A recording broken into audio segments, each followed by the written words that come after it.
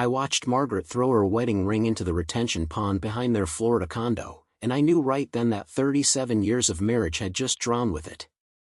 The ring made a small splash, barely a sound, but the silence that followed was the loudest thing I'd ever heard. This wasn't supposed to happen. They'd done everything right. Saved every penny. Followed every financial advisor's advice. Bought the dream retirement home in sunny Florida. But somewhere between the spreadsheets and the sunset views, something went catastrophically wrong. And I was there to see it all fall apart. My name doesn't matter for this story. I'm just the neighbor who moved into Unit 214, right next to Tom and Margaret Sullivan. I came to Florida for my own fresh start, and instead I got a front row seat to the most heartbreaking unraveling of a marriage I've ever witnessed. And trust me, by the end of this, you'll understand why that ring ended up at the bottom of a pond, and why the so-called golden years became the darkest chapter of their lives. It started on a Tuesday morning in March. I remember because I was unpacking boxes on my balcony when I heard them. Not arguing. Laughing. Margaret's laugh was the kind that made you smile even if you didn't know what was funny. Tom was grilling something that smelled amazing, and they were dancing. Actually dancing on their patio to some old song from the 70s. I thought to myself, that's what I want someday. That's what 50 looks like when you do it right. They looked so happy, so perfectly content in their little slice of paradise. The palm trees swayed, the sun was setting orange and pink over the golf course, and everything seemed absolutely perfect. I introduced myself that evening. Tom was 63, retired from 35 years as an engineer. Margaret was 61, former elementary school teacher. They'd sold their home in Ohio, liquidated everything, and moved to this gated community called Pelican Shores.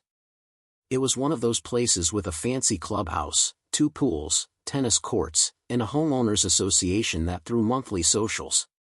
Tom told me they'd been planning this move for 15 years. Every vacation, every overtime shift, every dollar saved was for this moment. Their dream retirement. No more snow. No more alarm clocks. Just sunshine, golf, and each other. Margaret invited me over for dinner that first week. She made this incredible lasagna, and Tom wouldn't stop talking about their plans. They were going to travel. Take a cruise to Alaska. Visit their daughter in Seattle twice a year. Learn to paddleboard. Join the book club. Tom wanted to finally write that novel he'd been thinking about since college. Margaret was going to volunteer at the local animal shelter. They had it all mapped out. Every single day planned and perfect. And that's when I should have seen it. The way Tom kept checking his watch even though they had nowhere to be. The way Margaret's smile tightened just slightly when he mentioned the schedule he'd created for their retirement activities. But I didn't see it then. None of us did. The problems started so small you could barely call them problems. Tom liked to wake up at 5:30 in the morning. Always had. Military precision, he called it. Margaret, after 40 years of early morning school bells, wanted to sleep until 8. Maybe 9. She'd earned it. But Tom would be up, making coffee, watching the news at full volume, opening and closing cabinets in the kitchen. By 6:15, Margaret was awake whether she wanted to be or not. I could hear her through the walls sometimes, that heavy sigh of someone who's been robbed of sleep. She never said anything at first. Just started looking more tired as the weeks went on. Then there was the thermostat. Tom kept it at 68 degrees. Said anything warmer was wasteful and they needed to watch their fixed income. Margaret was always cold. I'd see her on the patio wrapped in a sweater even when it was 75 degrees outside. She'd moved to Florida to be warm, she told me once, but she felt colder in that condo than she ever did in Ohio. Tom said she was being dramatic. Said she could put on more layers if she was cold but he couldn't take off his skin if he was hot. The logic was sound but the love was missing. Money became the elephant in every room. Tom had created a budget. A strict, detailed, color-coded budget that accounted for every single expense. Groceries had a weekly limit. Entertainment had a monthly cap. Margaret couldn't buy a book without it coming out of her personal allowance, which Tom had set at $75 a month. $75. For a woman who'd worked 40 years and helped save over $800,000 for their retirement. She told me this while we were at the community pool one afternoon. She was crying behind her sunglasses, pretending it was just the chlorine bothering her eyes. She said she felt like a child asking for an allowance.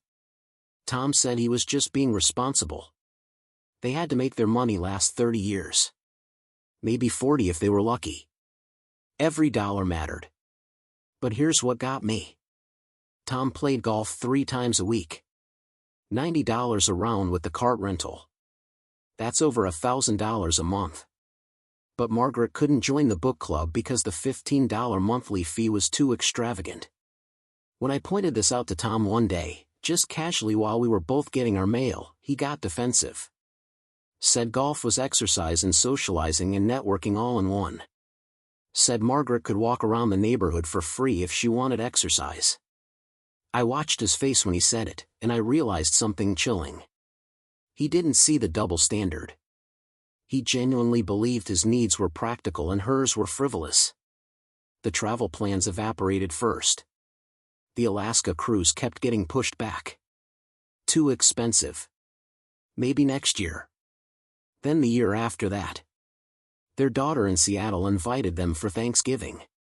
Tom said plane tickets were $700 round trip and that was irresponsible spending. They could video call instead. Margaret didn't talk to me for 3 days after that decision. When she finally did, she looked hollow.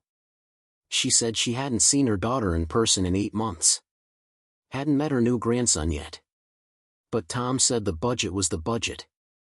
I started noticing Margaret's morning walks getting longer. She'd leave at 7, sometimes not come back until noon. I'd see her sitting on benches around the community, just staring at nothing. Once I found her crying by the fountain near the front gate. She told me she felt trapped. Said she'd spent 40 years dreaming of retirement, of freedom, of finally having time to breathe. But now she had all the time in the world and none of it belonged to her. Every minute was scheduled by Tom. Every activity approved or denied by Tom. Every purchase scrutinized by Tom. She said it was like she'd retired from teaching children only to become one herself. Tom started joining clubs. Investment club. Political discussion group. Veterans Association. Even though he'd never served, he just liked talking to the guys. He was gone 4, sometimes 5 nights a week. But when Margaret wanted to take a painting class at the community center, he said $60 a month was too steep and she could watch free tutorials on the computer instead. She tried. I watched her through my window sometimes, sitting at their kitchen table with her laptop, trying to follow along to some art video, her hands shaking with frustration. She'd never wanted to learn from a computer. She wanted to learn from people. Be around people. Feel like a person again. The resentment built like humidity before a storm. You could feel it in the air. Margaret stopped cooking those big elaborate meals. Started making separate dinners for herself. Tom didn't even notice for 2 weeks. When he finally said something, asked why they weren't eating together anymore, Margaret just said she wasn't hungry at 5:30 when he wanted dinner. She'd eat later. Alone. On the patio. With a book she'd borrowed from me because she couldn't afford her own. Their daughter called one night in June. I heard the whole thing through the walls. She was pregnant again. Wanted them to come out for the birth. Be there for their daughter, meet their grandson properly, help with the new baby. Tom said congratulations and hung up. Margaret stood in their living room and screamed. Actually screamed. It was this raw, primal sound that made my blood run cold. She screamed that she was going to Seattle with or without him. She'd saved some money secretly. Hidden it. She had $3,000 tucked away from selling some old jewelry and she was buying a plane ticket. Tom lost his mind. Said she was stealing from their retirement fund. Called her irresponsible, selfish, childish. Said if she got on that plane she could stay in Seattle permanently because he wouldn't tolerate financial betrayal. Margaret got very quiet. I pressed my ear against the wall because the silence was somehow worse than the screaming. Then she said something I'll never forget. She said, "I've tolerated being erased for 15 months and you can't tolerate one plane ticket." She didn't go to Seattle. But something died in her that night. I watched it happen over the next few weeks. She stopped doing her hair. Stopped wearing makeup.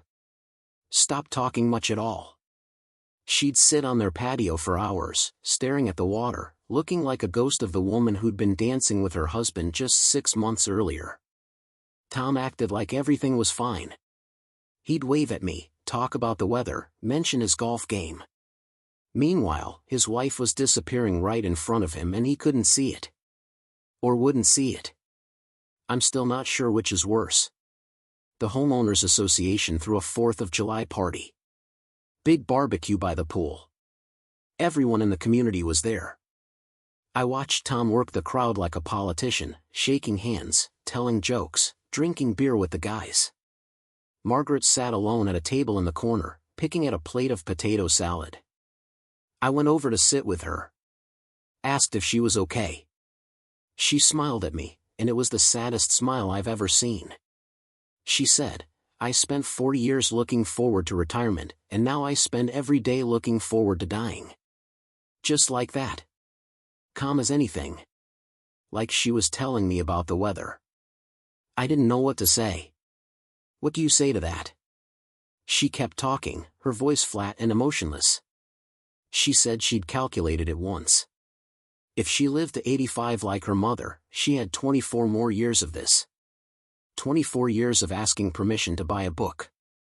24 years of waking up before she wanted to. 24 years of being cold in her own home.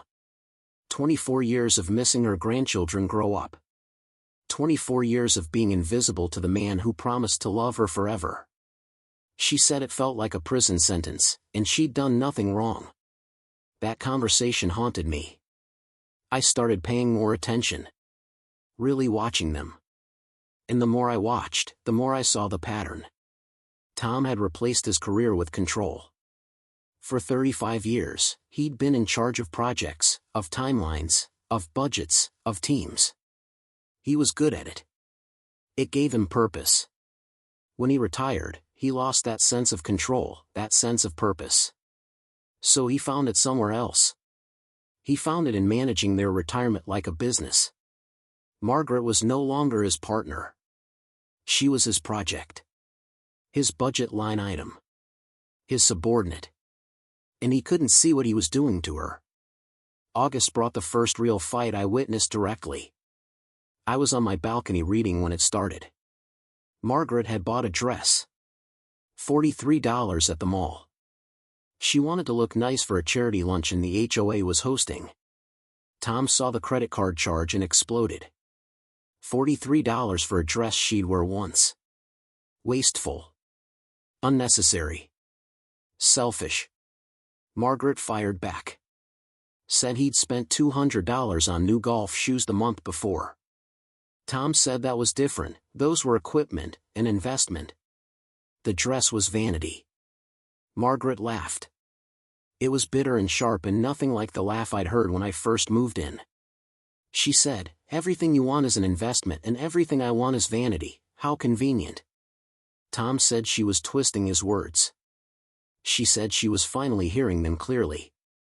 He said if she didn't like how he managed their money, maybe she should have paid more attention before they retired. And that's when she said it. The thing that changed everything. She said, "I did pay attention, I paid attention to you promising me partnership and giving me servitude." The silence lasted maybe 10 seconds. Then Tom said, "If you're so unhappy, leave." Just like that. 40 years of marriage and he said, "Leave." Margaret said, "Where would I go? You've made sure I don't have enough money to survive on my own." Tom said that was her choice, she could have kept working, could have saved her own money separately. Margaret started crying. She said, "I trusted you, I trusted us, I thought we were building a future together, not a dictatorship." Tom slammed the door and left. I heard his car peel out of the parking lot.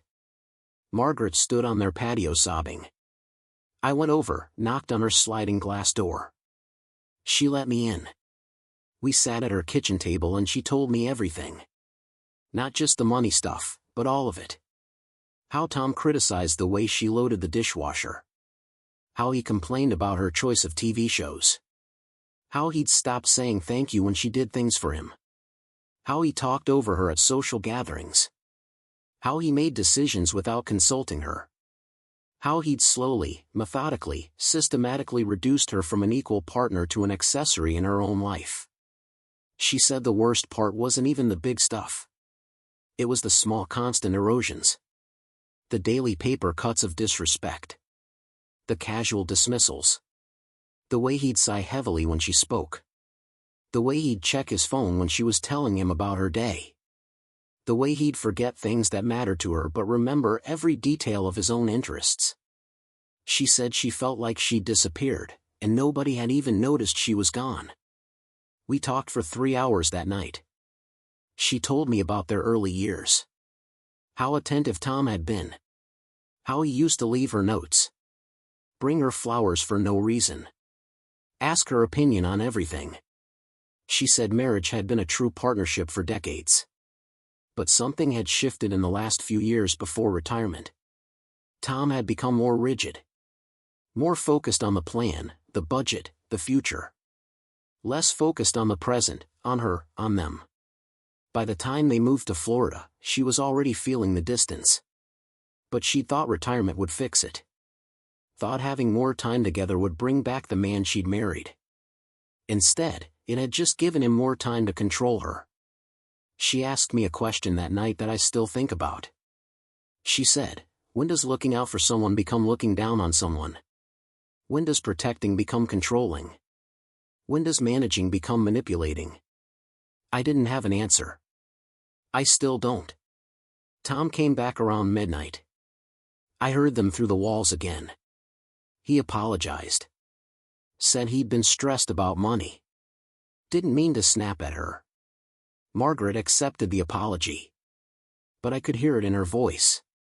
Something had broken that wouldn't unbreak. An apology without change is just manipulation, and they both knew it. Tom promised he'd try to be better. They'd work on it together. Find a compromise. Margaret said okay. But it sounded like giving up, not agreeing. Things were tense but civil for a few weeks. Tom made small gestures. Bought Margaret a book. Let her turn up the thermostat to 70. Took her to dinner once. But the fundamental dynamic hadn't changed. He was still in charge. Still making the decisions. Still controlling the money, the schedule, the life. He'd just gotten slightly less obvious about it. Margaret saw through it. So did I. September brought a new crisis. The air conditioning broke. Middle of a Florida heat wave. Repair guy said it would cost $4,000 to replace the unit. Tom had a meltdown. Couldn't afford it. Not in the budget. They'd have to make do with fans. Margaret pointed out they had over $700,000 in retirement accounts. They could afford $4,000 for air conditioning.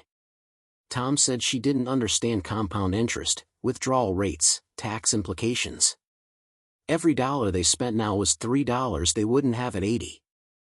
Margaret said she'd rather be comfortable now than miserable for 20 years hoping to have extra money when she was too old to enjoy it. They didn't fix the air conditioning for 6 weeks. 6 weeks in a Florida September. I bought them a box fan because I couldn't stand watching Margaret suffer. She was grateful but humiliated. She said she felt like a charity case in her own home. Tom finally agreed to the repair when he couldn't sleep through the heat anymore. Turns out discomfort matters when it's his discomfort. October was the breaking point, though I didn't know it then. The Homeowners Association elected new board members. Tom ran for treasurer. Lost to a woman named Patricia who'd been an accountant for 40 years. Tom was furious. Said the election was rigged. People didn't understand what they were doing. He'd be watching the finances closely to make sure Patricia didn't waste everyone's money. The irony was completely lost on him. Margaret started disappearing more. Long walks that turned into all-day absences. She'd be gone from 7 in the morning until dinner time. Wouldn't say where she'd been. Just said she'd been out. Tom started getting suspicious. Accused her of having an affair. Margaret laughed in his face. Said, "With what money would I be having an affair? You monitor every cent I spend." Tom said her attitude was proof of guilt. Margaret said his paranoia was proof of his own conscience. I found out where she was going by accident. I'd driven to the library in the next town over and saw her car in the parking lot. I went in and found her sitting in a corner with a stack of books, just reading. She looked embarrassed when she saw me.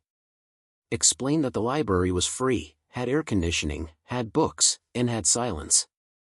It was the only place she could go without Tom tracking her or questioning her or making her feel guilty for existing. She'd been going there 5 days a week for a month. Living in a library because her own home felt like enemy territory. We got coffee after that. She opened up in ways she hadn't before. Told me she'd been thinking about divorce. But at 61, with no income of her own, no career to go back to, financially dependent on Tom, she felt stuck. A divorce would mean splitting their assets. She'd get half, sure, but then she'd have to live on that half alone. Tom had done all the financial planning. She didn't even know how their investments worked. Didn't know their account numbers. Didn't have passwords. He'd always handled it, and she'd let him because she trusted him. Now that trust felt like a trap. She'd consulted with a lawyer quietly. Used the library computer so Tom wouldn't see it in their search history. The lawyer said she had a case. Financial abuse is real abuse. Controlling someone's access to money, isolating them, making them dependent, it all counts. But proving it is messy. Expensive. Time-consuming. And it would mean admitting to everyone, including their daughter, that their perfect retirement was a nightmare. Margaret wasn't sure she could do it. Wasn't sure she had the strength left. I asked her what she wanted. Not what was practical or possible, but what she actually wanted. She thought about it for a long time. Then she said she wanted to feel like herself again. She wanted to wake up naturally. Read books. See her grandchildren. Take a painting class. Eat when she was hungry. Be warm in her own home. Make a decision without permission. She wanted to stop feeling like she was walking on eggshells in her own life. She wanted partnership or she wanted peace. And at this point, she'd take either one. November brought their daughter's visit. She came down for Thanksgiving with her husband and their now 15-month-old grandson. Margaret was vibrant again for those 5 days. Alive. Laughing. Playing with the baby. It was like watching someone come back from the dead. But it also made the contrast more obvious. Tom was polite but distant. Complained about the extra grocery expenses. Made comments about the baby being loud. Rushed through the visit like it was an obligation rather than a joy. Their daughter pulled me aside the last day. Asked if her parents were okay. Said her mom seemed different. Sadder. Thinner. Asked if they were fighting. I didn't know what to say. Wasn't my place to tell. So I just said retirement is an adjustment, they're figuring things out. She didn't look convinced. Gave her mom a long hug before they left. I watched Margaret cry for an hour after they drove away. She told me later that her daughter had slipped her $500 and told her to keep it hidden, just in case. Just in case. Her own daughter could see what Tom couldn't or wouldn't see. December was quiet. Calm surface, churning underneath. Margaret stopped trying. Stopped pretending. She existed in the condo like a roommate, not a wife. They barely spoke. Tom was oblivious or in denial, hard to say which. He kept up his routines, his golf games, his club meetings. Margaret kept up her library visits and her long walks. They moved around each other like strangers sharing an elevator. Christmas was brutal to watch. Their daughter sent gifts. Margaret opened hers and cried. It was a plane ticket to Seattle for January. Open-ended return. Her daughter had written a note that said, "Come stay as long as you need, you're always welcome here." Tom saw the ticket and the note. He went very still. Asked Margaret what she was planning. She said she was planning to see her grandchildren. He asked for how long. She said as long as it takes. He asked as long as what takes. She said, as long as it takes for me to remember what it feels like to be happy. They argued all night. I heard every word through the walls. Tom accused her of abandoning him. She said you can't abandon someone who doesn't see you. He said he'd given her everything. She said you've given me nothing but rules. He said he'd sacrificed for their retirement. She said you've sacrificed me for your retirement. He said she was ungrateful. She said he was unbearable. He said if she left, don't come back. She said, is that a threat or a promise? The silence after that lasted maybe 5 minutes. Then I heard Margaret packing. The sound of drawers opening. Suitcases zipping. Tom said nothing. Didn't try to stop her. Didn't apologize. Didn't beg her to stay. Just let her pack in silence. That might have been the cruelest thing of all. After 40 years together, he didn't think she was worth fighting for. She knocked on my door at 2 in the morning. Asked if she could sleep on my couch until her flight the next afternoon. Of course I said yes. She came in with one suitcase and red eyes. We didn't talk much. She just kept saying thank you. Thank you for being kind. Thank you for listening. Thank you for seeing her when everyone else looked right through her. I made up the couch. She fell asleep almost immediately. Exhaustion or relief, probably both. The next morning Tom knocked on my door. Asked if Margaret was there. I said yes. He asked to talk to her. She said no. He stood in my doorway looking confused and angry and maybe, finally, a little scared. He said he didn't understand what happened. How did it get to this point? Margaret looked at him through my screen door and said, it got to this point one dismissed feeling at a time, one controlled decision at a time, one day of you forgetting I'm a person at a time. Tom said he'd never meant to make her feel that way. Margaret said, intention doesn't erase impact. He asked her not to go. Said they could fix this. Go to counseling. Make changes. She said it's too late. He said it's never too late. She said, you had 15 months to make changes. I asked you 100 different ways, you only care now that I'm leaving. Tom started crying. Actual tears. 40 years of marriage and I'd bet anything it was the first time she'd seen him cry. He said he loved her. She said, then you should have shown me. He left. I drove Margaret to the airport that afternoon. She was quiet the whole way. At the terminal, she hugged me tight and said, tell people my story, tell them the golden years aren't golden if you're living them alone. Then she walked through security and didn't look back. I sat in my car in the airport parking lot for an hour, trying to process what I'd just witnessed. The complete collapse of a marriage that had looked so perfect from the outside. Tom was a wreck for weeks after she left. I'd see him on his patio, just sitting. Not reading, not on his phone, just sitting. His golf buddies came by less and less. His club meetings dropped off. It was like watching someone realize what they'd lost only after it was gone. He tried calling her. She didn't answer. He sent emails. She didn't respond.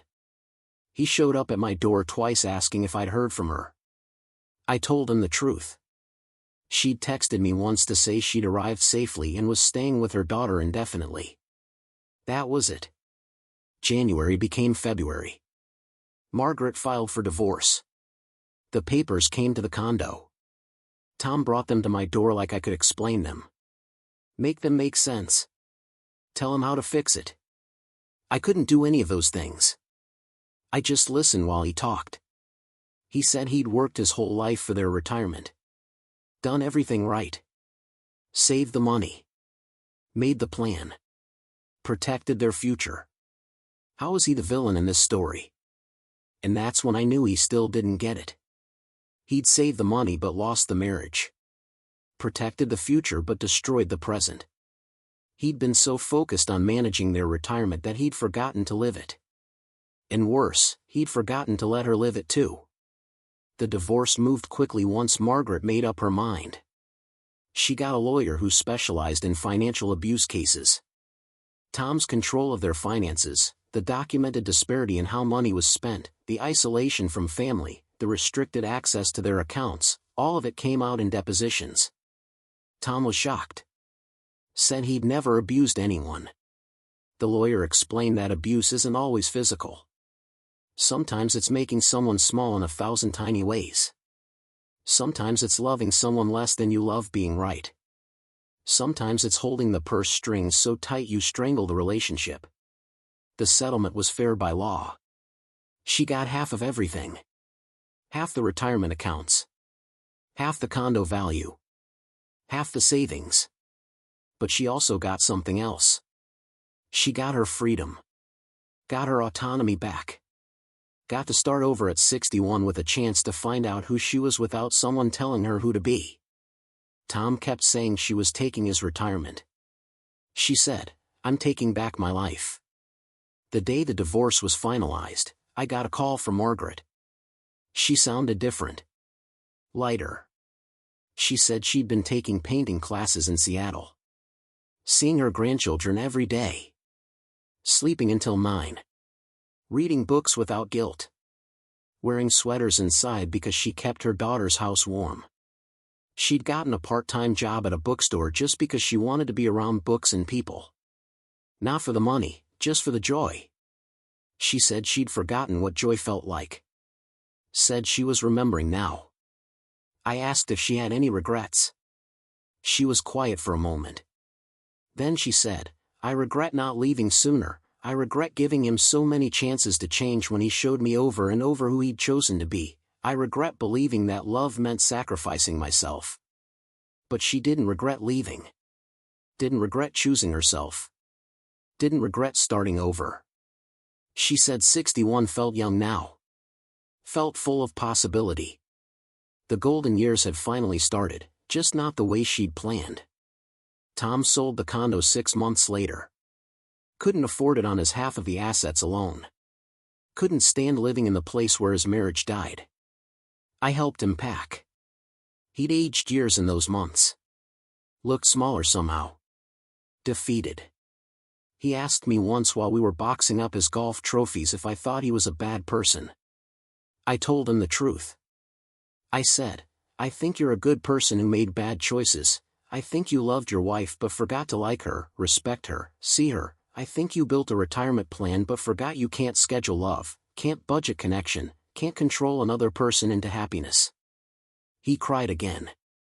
Asked if I thought she'd ever forgive him. I said, "Maybe, but forgiveness doesn't mean reconciliation. She's not coming back." He said he knew. Said he'd started therapy.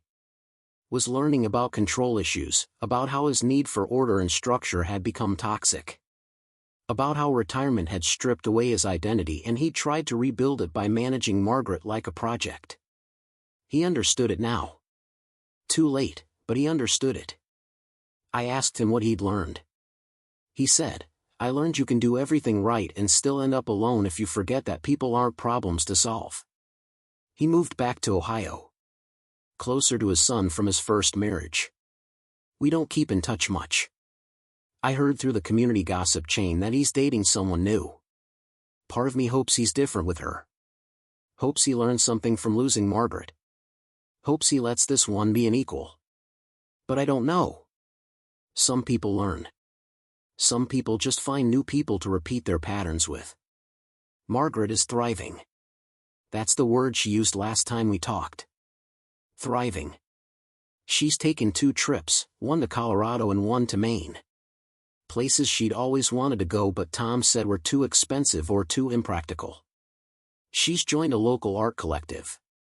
Her paintings are actually selling. Nothing that'll make her rich, but enough to make her proud. She's dating someone casually, a retired teacher she met at the bookstore. She says she's in no rush. Says she's enjoying learning how to be just Margaret, not someone's wife, not someone's project, just herself. Her daughter had another baby last month. A girl this time. Margaret was in the delivery room. She sent me a photo of herself holding her new granddaughter. The smile in that picture is the smile I remember from her patio that first week, genuine and full of life. She'd found her way back to herself. It took losing everything she'd planned, but she'd found something better. She'd found peace. Here's what I learned watching Tom and Margaret's golden years turn to rust. Retirement doesn't fix a broken relationship. It magnifies it. When you go from spending 8 hours a day together to 24 hours a day together, every crack becomes a canyon. Every small resentment becomes a major conflict. Every personality difference becomes incompatible. You can't schedule your way into happiness. You can't budget your way into love. You can't control your way into connection. Partnership requires seeing your spouse as an equal. Not a subordinate. Not a dependent. Not a project to manage. An equal. With equal wants, equal needs, equal dreams, equal voice. And when one person forgets that, when one person starts making unilateral decisions and calling it protection, when one person starts controlling resources and calling it responsibility, the marriage doesn't die suddenly. It dies slowly, quietly, one dismissed feeling at a time. The tragedy of Tom and Margaret isn't that they got divorced. Lots of people get divorced. The tragedy is that it didn't have to happen. If Tom had listened 6 months in. If he'd heard Margaret when she said she was cold, she was lonely, she wanted to see her grandchildren, she needed autonomy. If he'd treated her like a partner instead of a budget line item. If he'd valued her happiness as much as his control. They could have had those golden years together. Could have been dancing on their patio at 70, at 80. At 90. But Tom chose the plan over the person. Chose being right over being together. And by the time he realized what he'd lost, she was already gone. So here's what I want you to take from this. If you're planning retirement with someone, talk about more than money. Talk about expectations. Talk about autonomy. Talk about what you each need to feel valued and seen and heard. Talk about who makes decisions and how. Talk about what happens when you disagree. Talk about the small daily things that make life worth living. Because those small daily things, they're what retirement actually is. It's not cruises and golf courses. It's Tuesday mornings and Thursday afternoons and Saturday nights. It's the accumulation of thousands of tiny moments. And if those moments are filled with dismissal and control and resentment, all the money in the world won't make your golden years golden. And if you're already in retirement and you recognize yourself in Tom or Margaret's story, it's not too late. Not yet. But it will be. Waiting won't make it easier. Hoping your partner will change without you asking directly won't work. You have to say the hard things. You have to demand to be treated like an equal.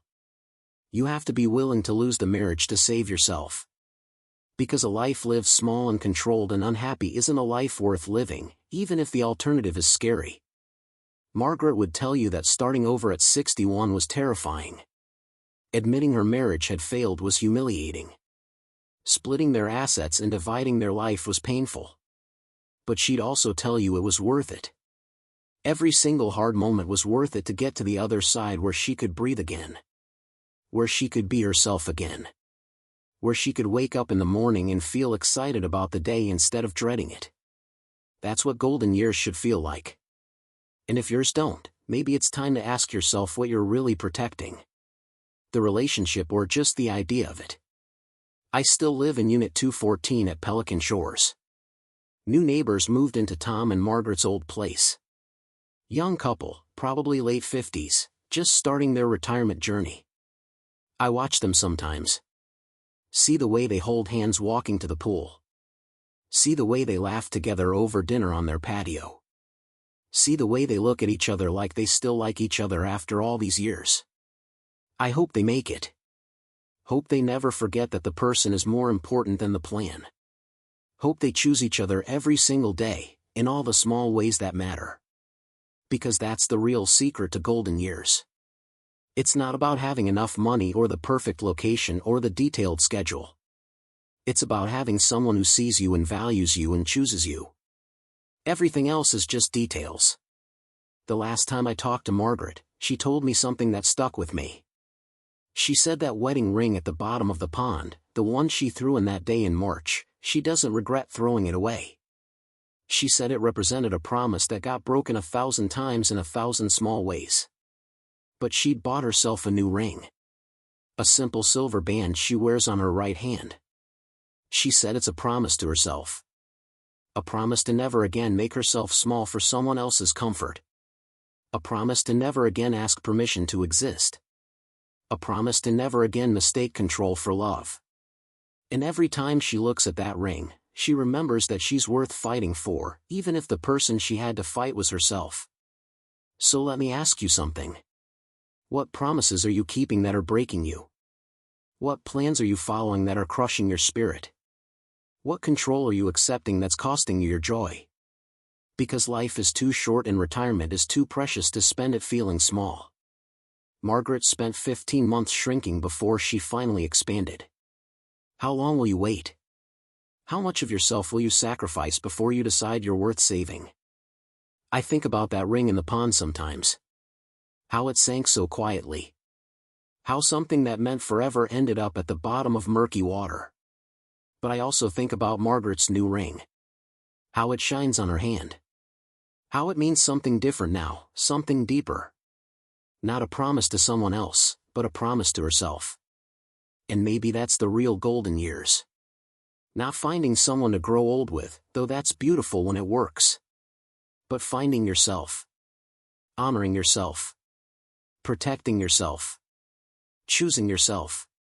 Even when it's hard. Especially when it's hard. Tom learned this too late. He learned that you can have all the control in the world and still lose everything that matters. He learned that being right doesn't keep you warm at night. He learned that a perfect budget is meaningless if you're counting money alone. I don't know if he'll do better with his next relationship. I hope so. I hope he remembers what it cost him to forget that love is partnership, not dictatorship. That marriage is collaboration, not management. That your spouse is a person, not a project. But this story isn't really about Tom. It's about Margaret. It's about every person who's ever felt invisible in their own life. Every person who's ever asked permission when they should have had power. Every person who's ever stayed quiet when they should have screamed. Every person who's ever made themselves small so someone else could feel big. This story is for you. This story is telling you that it's never too late to choose yourself. It's never too late to take up space. It's never too late to demand respect. It's never too late to walk away from anything that makes you feel less than human. Margaret didn't leave because she stopped loving Tom. She left because she started loving herself more. And there's profound power in that. There's revolutionary courage in that. To look at 40 years of history and say, this isn't working anymore, I deserve better, I'm worth more. To face the fear of starting over and decide it's less scary than staying stuck. To risk everything familiar for a chance at genuine happiness. That's not weakness. That's not failure. That's strength in its purest form. I see it now in ways I didn't see it then.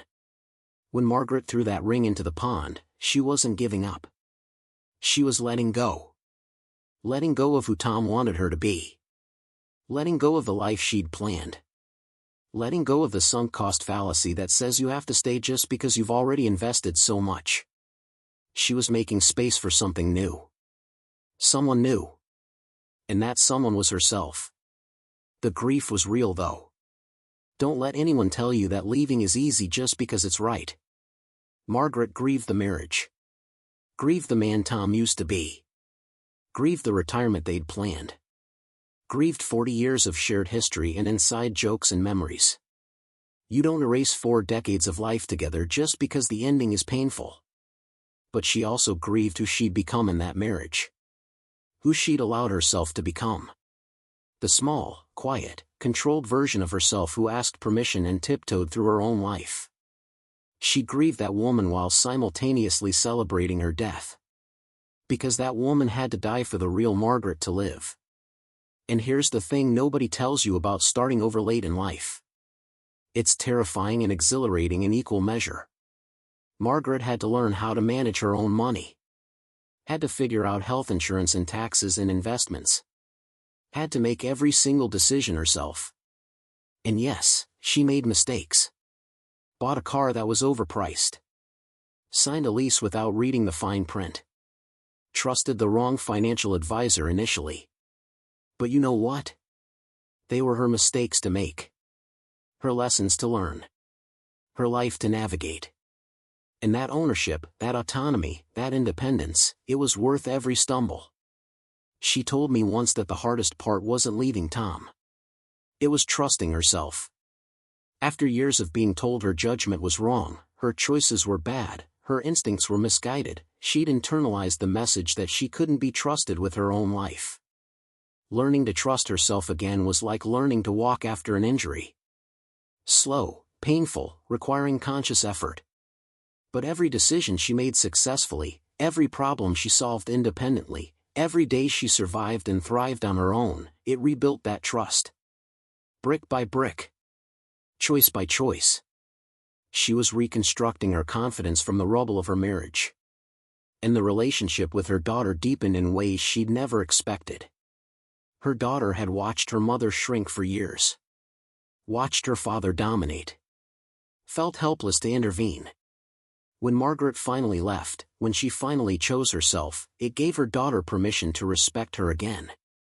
To see her as a whole person, not a victim. They talk every day now. Not because they have to, but because they want to. Because Margaret has things to say again. Has opinions and thoughts and experiences that aren't filtered through Tom's approval. She's interesting again. She's present again. She's alive again. Her grandchildren are growing up with a different grandmother than they would have had. They're growing up with a woman who laughs freely. Who tries new things. Who tells them stories about traveling and painting and being brave. Who models what it means to choose yourself. Who shows them that life doesn't end at 60, it can begin there. That's a gift she never could have given them if she'd stayed. That's a legacy worth more than any inheritance. The bookstore where she works part-time has become her sanctuary. She loves the smell of books, the quiet rustle of pages, the conversations with customers about stories and characters and ideas. Her coworkers are people she chose. Friends she made independently. A life she built from scratch.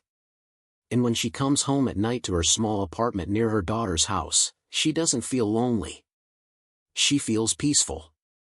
There's a difference. Lonely is wanting company you don't have. Peaceful is enjoying your own company. Margaret spent 40 years afraid to be alone. Now she cherishes it. The casual dating is interesting to her, but not urgent. She's met a few men. Had some nice dinners. Decent conversations. But she's not looking for someone to complete her. She's already complete. She's not looking for someone to take care of her. She can take care of herself. She's not looking for someone to fill her time. She enjoys her time. If she meets someone who adds to her life without subtracting from her autonomy, someone who enhances her joy without diminishing her power, someone who sees her and values her and chooses her every day, then maybe she'll build something new. But she's not settling ever again. She's not shrinking ever again. She's not negotiating her humanity ever again. Tom's therapy is helping him see the patterns. See how his father had been the same way. How he'd grown up in a home where his mother deferred to his father on everything. Where control was confused with love. Where authority was confused with respect. He'd modeled what he'd seen without questioning it. And in the military structure of his career, that rigid hierarchy had been reinforced. He'd never learned partnership because he'd never seen it modeled. Never learned collaboration because he'd been trained in command. That doesn't excuse what he did to Margaret. Understanding isn't absolution. But it's a starting place for change.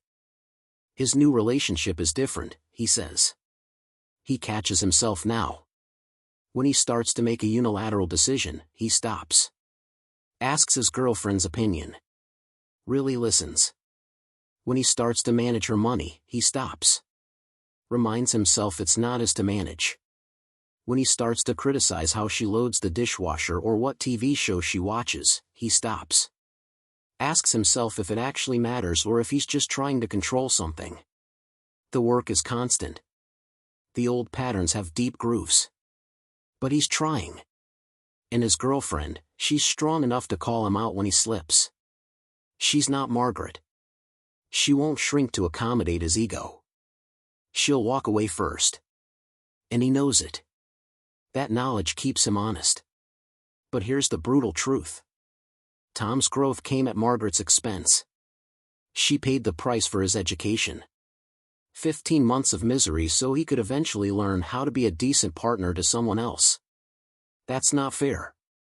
That's not right. But that's often how it works. The person who stays suffers. The person who teaches the lesson through their pain. And the person who leaves gets to heal. Gets to grow. Gets to live. Maybe that's why leaving is so important. Not just for you, but for them. Sometimes people don't change until the consequences are catastrophic. Tom didn't go to therapy while Margaret was there asking him to. He went after she left. He didn't learn about financial abuse while he was committing it. He learned after he'd lost everything. Change motivated by fear of loss hits different than change motivated by love for another person. But sometimes fear is the only teacher some people will listen to. And that's okay. Margaret isn't responsible for Tom's growth. She never was. Her only responsibility was to herself. Her only obligation was to her own well-being. She spent 40 years putting his needs first, his comfort first, his plans first. The last few years have been about putting herself first. And she's not sorry about it. She's not guilty about it. She's not apologizing for it. She's celebrating it. Every single day that she wakes up in her own apartment, makes her own coffee, chooses her own outfit, spends her own money without permission, she's celebrating her freedom. And that celebration is her healing. I've learned something from watching their story unfold. I've learned that golden years aren't about age or retirement or financial security. Golden years are about autonomy. About respect. About partnership. About waking up every day feeling valued and seen and heard.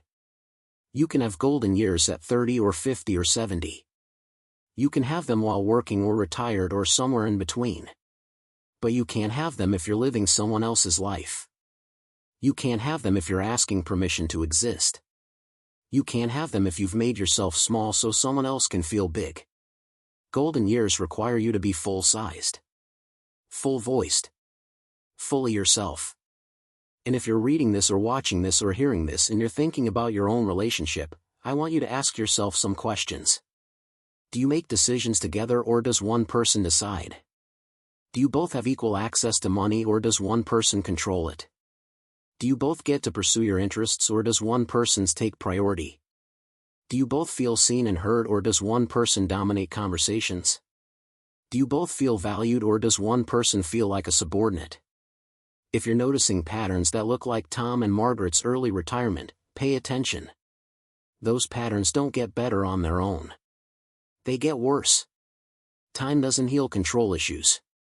It amplifies them. Have the hard conversations now. Before you retire. Before you're financially entangled in ways that make leaving complicated. Before you've invested so much time that leaving feels impossible. Ask the questions. Set the boundaries. Demand the respect. And if your partner can't give you those things, if they dismiss your concerns or minimize your feelings or accuse you of being dramatic, that's information. That's data. That's a preview of your future. Believe them. Believe their actions more than their words. Believe the patterns more than the promises. Margaret wishes someone had told her this 30 years ago. Wishes someone had warned her that retirement can be a relationship death sentence if the foundation isn't solid. Wishes she'd paid more attention to the small signs before they became big problems. But she also knows that she probably wouldn't have listened. Sometimes we have to live through the pain to learn the lesson. Sometimes we have to lose ourselves to find ourselves. Sometimes we have to break completely to rebuild stronger. That's not ideal. But it's real.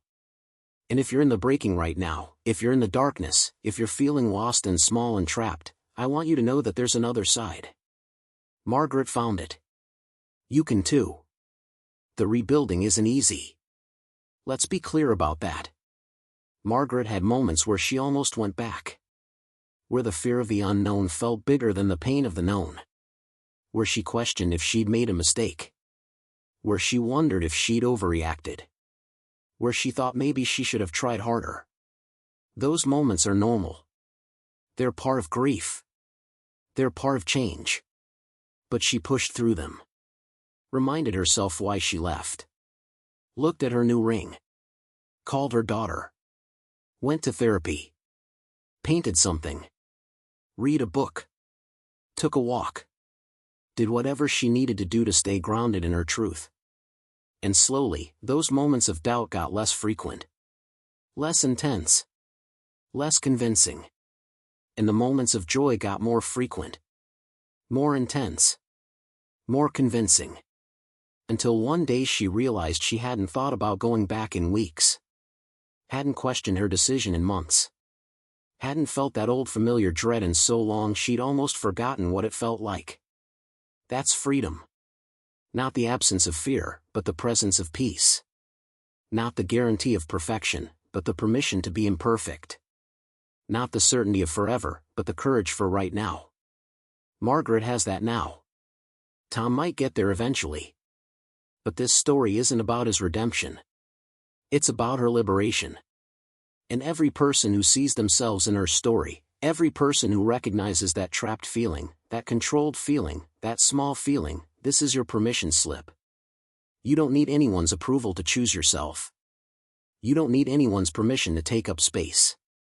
You don't need anyone's validation to know your worth.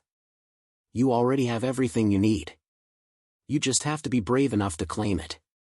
The ring at the bottom of the pond is still there. Probably covered in algae now. Probably forgotten by everyone except the two people it represented. And that feels right somehow. Some symbols of the past should stay buried. Some promises, once broken, shouldn't be retrieved. The new ring on Margaret's finger though, that one shines. That one matters. That one represents something that will never betray her because it's a promise she made to herself. And those are the only promises we can really count on. The ones we make to ourselves and keep. So here's my question for you, the person watching this, listening to this, reading this. What ring are you wearing that needs to end up in a pond? What promise are you keeping that's killing you? What version of yourself have you buried to keep someone else comfortable? And what would it take for you to choose yourself? Not someday. Not when things get worse. Not when you've tried everything else. But now. Today.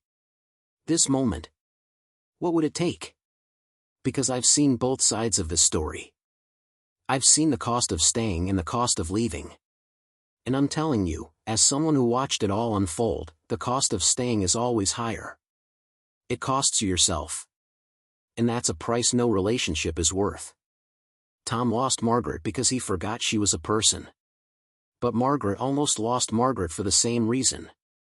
She almost forgot she was a person too. She almost accepted that her worth was determined by someone else's approval. She almost believed that making herself small was the same as being loving. She almost died inside while her body kept living. But she didn't. She remembered. She fought back. She left. She lived.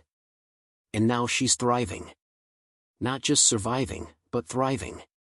Painting and laughing and loving and growing and choosing herself every single day. That's what golden years look like. That's what retirement should be. That's what life is supposed to feel like when you're living it on your own terms. And if you're not there yet, if you're still in your own version of Margaret's condo, cold and controlled and counting the days until you die, please hear me. It doesn't have to be this way. You have options. You have power. You have worth. You just have to be brave enough to claim it. The story of Tom and Margaret isn't a tragedy. It's a transformation. One person stayed stuck and one person broke free. One person chose control and one person chose courage. One person repeated their patterns and one person rewrote their story. And the person who broke free? She's the one who got the golden years. She's the one who found peace. She's the one who's living instead of just existing. That could be you. That should be you. That will be you, if you're brave enough to throw your own ring in the pond and walk away from anything that makes you small. So if you're still watching this, if you made it all the way to the end, I want to know where you are and when you're watching this. Drop it in the comments. Tell me your city, your country, the time right now as you're hearing these words. Because I want to know who's listening. I want to know who's hearing Margaret's story and recognizing their own. I want to know who's ready to choose themselves. And maybe, just maybe, we can all support each other. Remind each other that we're worth fighting for. That our happiness matters. That our autonomy is sacred. That our golden years should actually be golden. And hey, if this story resonated with you, if it made you think or feel or question or realize something, do me a favor. Hit that like button. Leave a comment. Subscribe to the channel. Because I've got more stories like this. More truths that need to be told. More voices that need to be heard. More people like Margaret who deserve to have their stories shared. And the more of us who stand together and say we deserve better, the harder it becomes for anyone to make us feel like we deserve less. Next week I'm bringing you another story that's going to shake you. It's about a man who thought he was protecting his family but was actually destroying them. About good intentions that paved a road straight to hell. About love that looked like control and control that broke everyone it touched. You're not going to want to miss it. Trust me.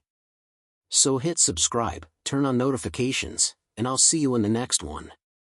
Until then, remember what Margaret taught us. You're worth choosing. You're worth fighting for. You're worth saving. Even if the person you have to save yourself from is the one you promised forever to. Golden years are waiting for you. Go claim them.